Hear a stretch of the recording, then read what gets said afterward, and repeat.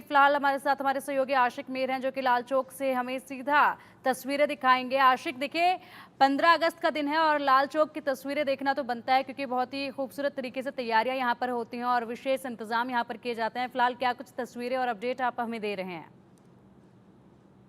देखिए बिल्कुल मुल्क भर के साथ साथ जम्मू कश्मीर में भी 15 अगस्त की तकरीब होने जा रही है और जम्मू कश्मीर के सबसे बड़ी अगर हम बात करें तो श्रीनगर के बख्शी स्टेडियम में जो है जम्मू कश्मीर के उपराज्यपाल झंडा लहराएंगे और मार्च पास्ट पर सलामी लेंगे। और सबसे बड़ी बात आपने लाल चौक की कही, लाल चौक कल से ही जगमगा रहा था और अगर हम आज की बात करें तो सिक्योरिटी के कारण हमें वहां पर अलाउ नहीं किया गया, लेकिन आपको बता दें कि श्रीनगर भर में सिक्योरिटी को जो है हाई अलर्ट पर रखा गया है क्योंकि ऑलरेडी इंटेलिजेंस एजेंसीज को एक बड़ा इनपुट मिला है कि आतंकी कोई बड़ी घटना करने वाले हैं, जिसको लेकर फिलहाल पूरे जम्मू कश्मीर में सिक्योरिटी को जो है हाई अलर्ट पर रखा गया है। आपको बता दें कि बीते कई महीनों से हम देख रहे हैं कि जम्मू कश्मीर में किस तरह से आतंकी घटनाएं देखने को मिल रही है। खासतौर पर अगर हम जम्मू के इलाकों की बात करें तो यहाँ पर कई सारे एनकाउंटर्स अभी भी चल रहे हैं और आज की डेट में भी लगभग 4 ऐसे एनकाउंटर चल रहे हैं जहां पर आतंकी कई जगहों पर छुपे हुए हैं और इनको ढूंढने के लिए सुरक्षा बलों के जवान जो है हमेशा अलर्ट रहते हैं। जब भी 15 अगस्त की तकरीब होती है या कोई भी ऐसा दिन होता है जो फेस्टिव अगर हम कहते हैं तो उस चीज को लेकर जो है कहीं ना कहीं पाकिस्तान में बौखलाहट आती है और इस तरह की इंटेलिजेंस इनपुट जो है हमें इन दिनों पर मिलते रहते हैं, जिसको लेकर सिक्योरिटी जो है पूरे जम्मू कश्मीर में इस वक्त बढ़ा दी गई है। जी ये भी जानना चाहेंगे कि क्या कुछ खास कार्यक्रम आज का रहने वाला है? सुरक्षा की बात आपने बताई, हाँ कार्यक्रम किस कदर शुरू होने वाले हैं हाँ और क्या कुछ खास रहेगा कार्यक्रम में?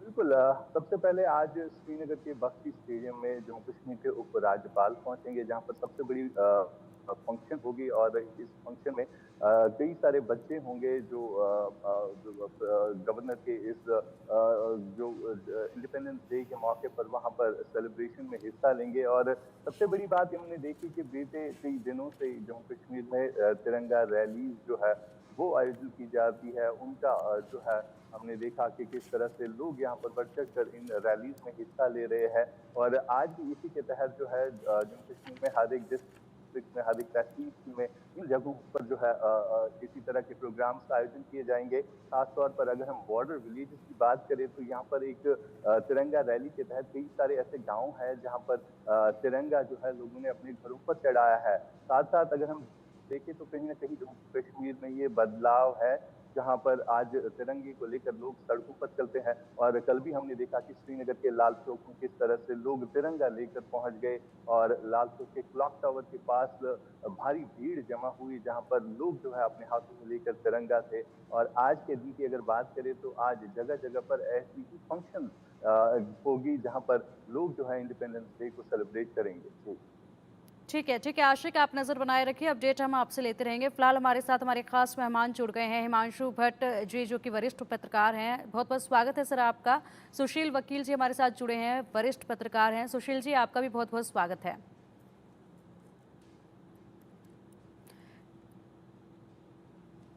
हिमांशु जी, सबसे पहले आपसे जानना चाहेंगे, लगातार 11वीं बार जो है आज प्रधानमंत्री मोदी देश की जनता को संबोधित करेंगे और ऐतिहासिक लाल किले की प्राचीर से ध्वजारोहण करेंगे। काफ़ी ऐतिहासिक ये पल रहने वाला है।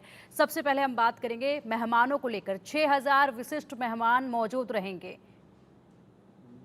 1000 विशिष्ट मेहमान तो रहेंगे, मगर ये जो ध्वजवंदन है, ये ध्वजवंदन राष्ट्र के लिए एक बहुत महत्वपूर्ण है, क्योंकि 15 अगस्त को जब लाल किले में ध्वजवंदन होता है और फिर प्रदेश का प्रधानमंत्री कुछ कहता है ना, तो उसकी आवाज पूरे विश्व में गूंजती है।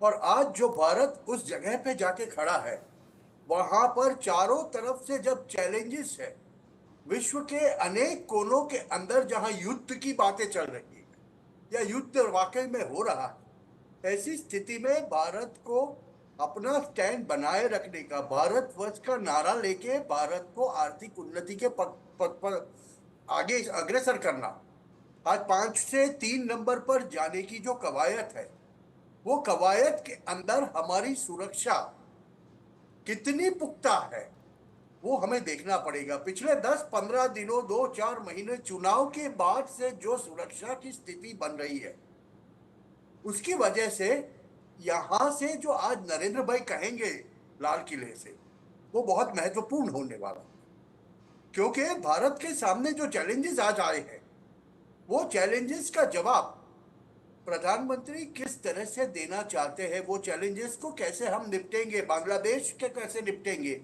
पाकिस्तान जो जम्मू और कश्मीर में जब जब भी कोई भी राष्ट्रीय त्योहार आता है तब अपनी करतूतें करता है। चीन के सामने हम आईबॉल टू आईबॉल कन्फ्रंटेशन के साथ में खड़े हुए, और अंदरूनी चैलेंज तो है ही। विघटनकारी कुछ तत्व भारत के अंदर तूफान करना चाहते हैं, उनको कैसे रोका जाए, जिसे हम अंतरराष्ट्रीय कबाल कहते हैं, वो अंतरराष्ट्रीय कबाल को कैसे रोका जाए, इसके भी प्रबंध हो रहे हैं।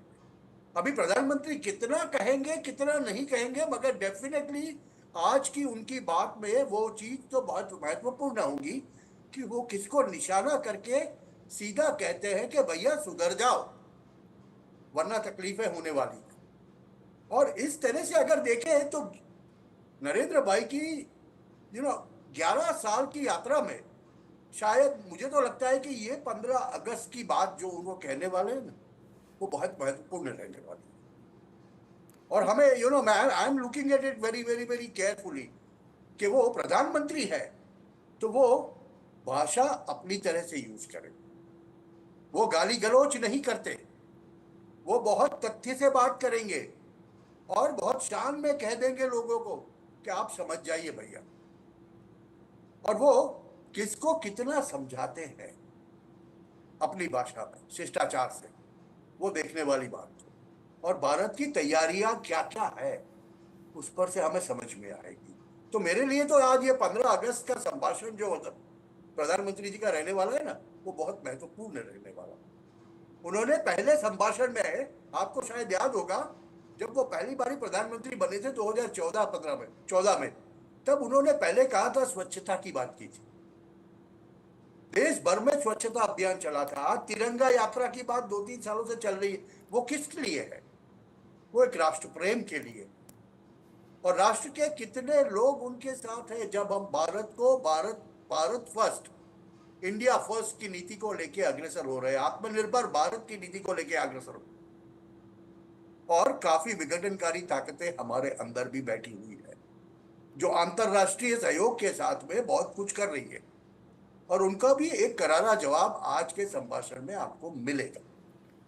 तो मैं बिल्कुल तो हिमांशु जी, बिल्कुल हमारे साथ एक और खास मेहमान है सुशील जी, उनसे भी हम जान लेते हैं। जिस तरीके से आपने बताया कि आज का भाषण जो है वो काफ़ी अहम रहने वाला है, क्योंकि पिछली बार जब भाषण दिया था यहाँ से तो प्रधानमंत्री मोदी ने कहा था कि आज़ादी के 100वें साल तक विकसित भारत बनाने का लक्ष्य जो है वो तय किया गया था और ये गारंटी दी गई थी। सुशील जी क्या कहेंगे इस पर? देखिए पिछली बार तो जो है भारत को एकदम विकसित बताने के लिए कहा गया था 100 सालों में, लेकिन इस बार क्या लग रहा है कि क्या कुछ खास हो सकता है? क्योंकि हर साल जो है, पिछले 10 सालों की अगर बात करें तो हर साल जो है बड़ी घोषणाएं आज के दिन की जाती हैं, बड़े ऐलान आज के दिन किए जाते हैं लाल किले की प्राचीर से। आज क्या कुछ अनुमान लगाया जाए कि क्या बड़ी घोषणाएं आज के दिन की जा सकती हैं? ये पिंकी जी, पहले में 78वें गणतंत्र दिवस पे सारे भारतवासियों को, प्रवासी भारतीय जो विदेशों में है और ये अपना इंडिया न्यूज़ के लाखों जो दर्शक है उनको गणतंत्र दिवस की बधाई देता हूँ। और दूसरी जो है, आपने कहा कि जो इस बार क्या रहेगा, इस बार की जो थीम है वो है विकसित भारत एट 2047, 2047 तक विकसित भारत कैसे रहेगा। तो आज का जो थीम है वो बड़ा अच्छा थीम है, क्योंकि बात 5वें इकोनॉमी पे आ गया, अब तीसरे पे आने जा रहा है। तो इस विषय में सबकी, जैसे भट्ट साहब ने भी, सबकी जो आज आंखें रहेंगी वो प्रधानमंत्री के भाषण पे रहेगी, क्योंकि 15 अगस्त का जब मौका आता है तो प्रधानमंत्री का जब भाषण देना होता है तो उसमें तो सबकी नजरें रहती है कि आज क्या प्रधानमंत्री का आगे जो विजन रहेगा वो विजन क्या होगा। और हमें एक चीज सोचना होगा कि आज का जो भाषण होगा बड़ा महत्व होगा, लेकिन एक चीज है, जैसे हम विकसित भारत की बात करते हैं, हमें एक और चीज की ओर भी यह ध्यान देना है, वो है सुरक्षित भारत। जिस हिसाब से हमें इस टाइम चाइना पाकिस्तान मिलकर या हमलों की कोशिश कर रहा है, वो कॉन्स्पिरेसीज कर रहा है, कभी लद्दाख से आ रहा है, कभी आज़ाद पाकिस्तान कश्मीर से आ रहा है या बाकी से आ रहा है, उसका भी ध्यान देना पड़ेगा।